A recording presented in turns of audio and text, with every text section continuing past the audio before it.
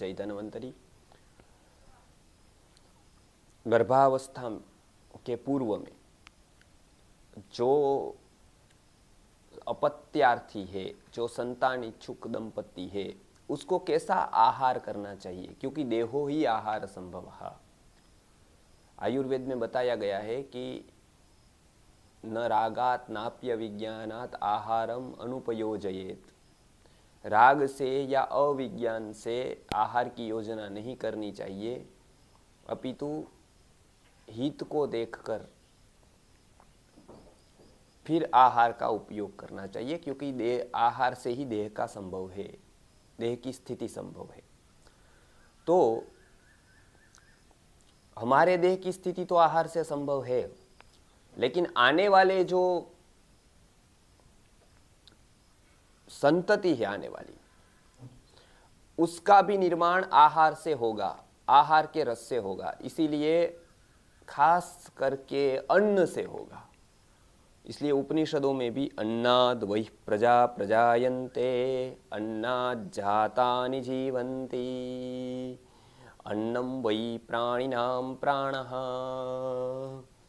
ये अन्न के बारे में बताया कि अन्नाद ये सब कुछ है, अन्न से ही उसकी उत्पत्ति है जीवों की।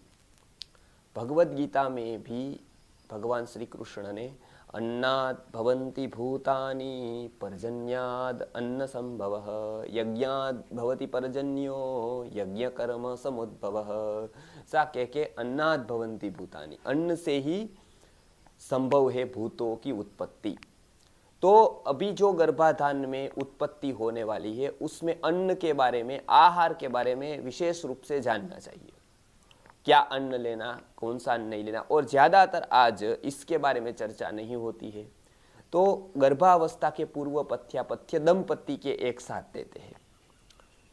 ऐसे पति पत्नी का थोड़ा अलग है दोनों का, कुछ वाजिकर औषधियां पुरुषों को लेनी है, कुछ स्त्री को, कुछ आहार पुरुषों को, लेकिन आज हम कंबाइन, क्योंकि अलग अलग याद रखने में थोड़ी मुश्किल है। तो घर पे ही क्या लाना है और एक साथ फूड में क्या बनाना है और क्या नहीं बनाना है, ये पहले सामान्य रूप से कह देते हैं। तो सबसे पहले ही हम बात करेंगे धान्य वर्ग की। आयुर्वेद में धान्य वर्ग करके एक अलग वर्ग दिया है, जो हम अन्न कहते हैं जिसको, जो चावल है, गेहूं है, बाजरी है, जो फसल एक बार आती है और वो पूरे के पूरी आटा करके खाई जाती है, उसकी रोटी बनाकर या ऐसा ही कुछ करके, तो उसको धान्य कहते हैं। जैसे बाजरी है, ज्वारी है, गेहूं है, ये सब हो गए धान्य।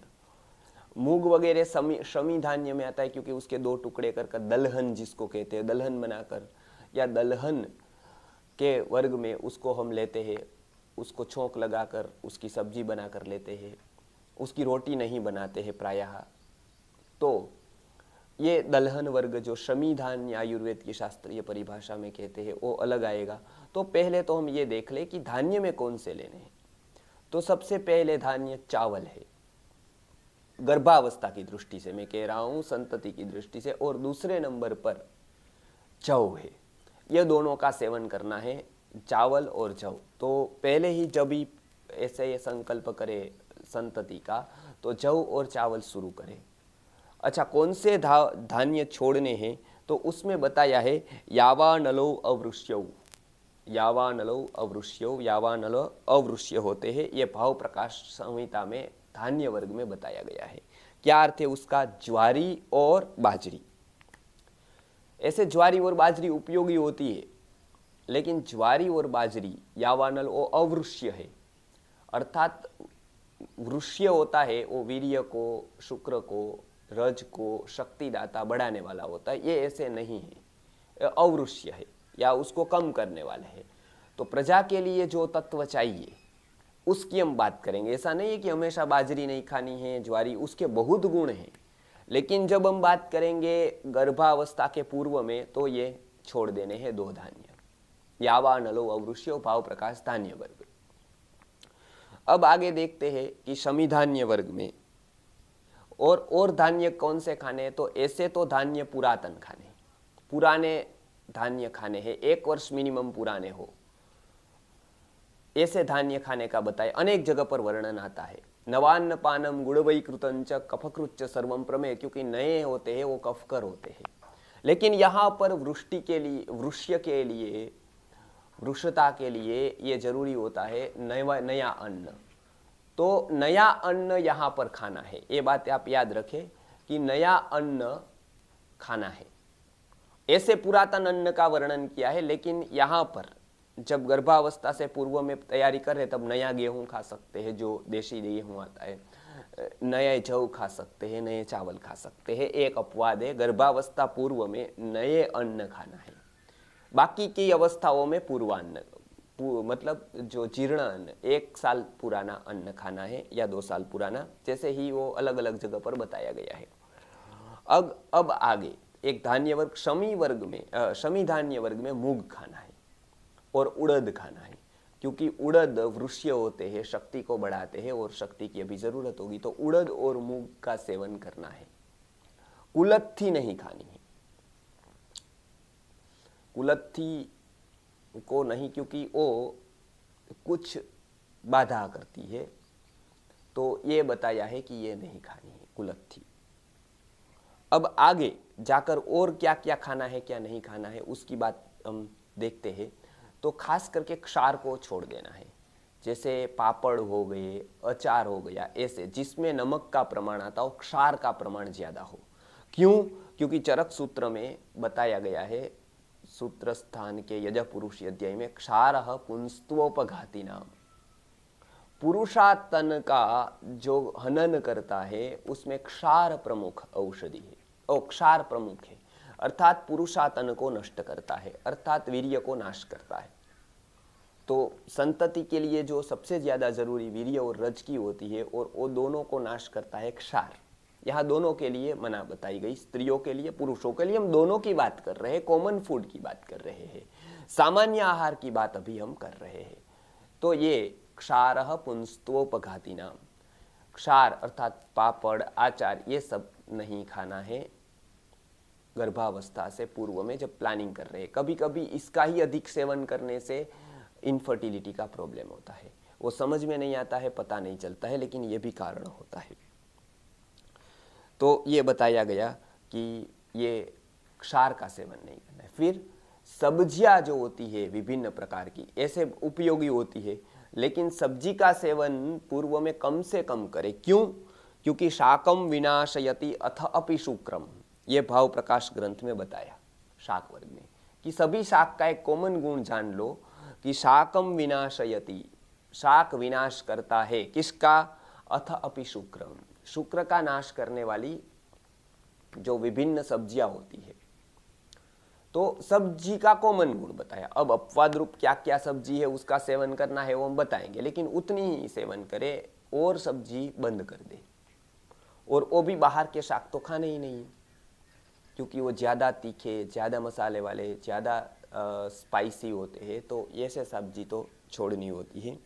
अब ये बताया कि क्या नहीं खाना है, क्या खाना है। तो उसमें धान्य वर्ग में मैंने बता दिया, चावल, गेहूं और जौ खा सकते हैं, 3 धान्य।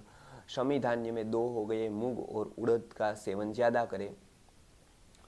आगे दुग्ध वर्ग है, तो गाय का दूध, गाय का घी, गाय का मक्खन बहुत ही उपयोगी होता है संतति के लिए। इसीलिए पहले के काल पे संतति के लिए दूध की बात बताइए। दुग्ध सद्य शक्ति करह पयम, ऐसा बताया है। दुग्धम सद्य शुक्र करम, ऐसा भी है।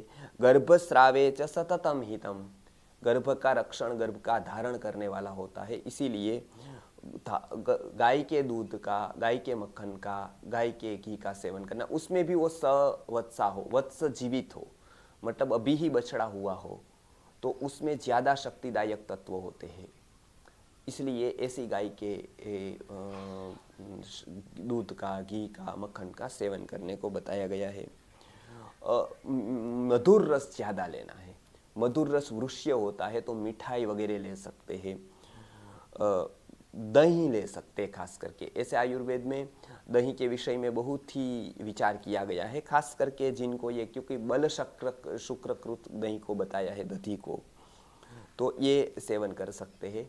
तेल में, तेल वर्ग में काले तिल के तेल का सेवन करेंगे, बहुत ही अच्छा है। सफ़ेद तेल, सारे तेलों में तो तिल का तेल बहुत उत्तम है। क्योंकि तिल तेलम स्थावर जाता नाम स्नेहा नाम ये चरक सूत्र है। तो उसमें तेल का, उसमें भी काले तिल के तेल का सेवन वो वृष्य है, अर्थात तो गर्भस्थापन के लिए, गर्भधारणा के लिए बहुत ही हितकारी माना गया है। फिर क्या बताए, मधु का सेवन, हनी रोज लेना है दोनों को, क्योंकि हनी के गुण में भी वर्ण्यम मेधाकरम वृष्यम, वृष्य है वो, अर्थात संतति को देने वाला होता है, गर्भस्थापन के लिए उपयोगी होता है, तो ये मधु लेना है।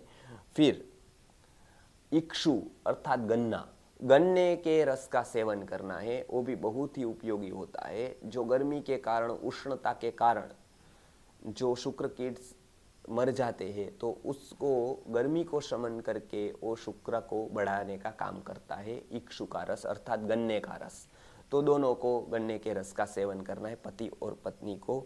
और अंत में बहुत सारे पौष्टिक पदार्थ है जो सेवन करने योग्य है और बहुत त्याज्य है, उसकी बात हम आगे करेंगे।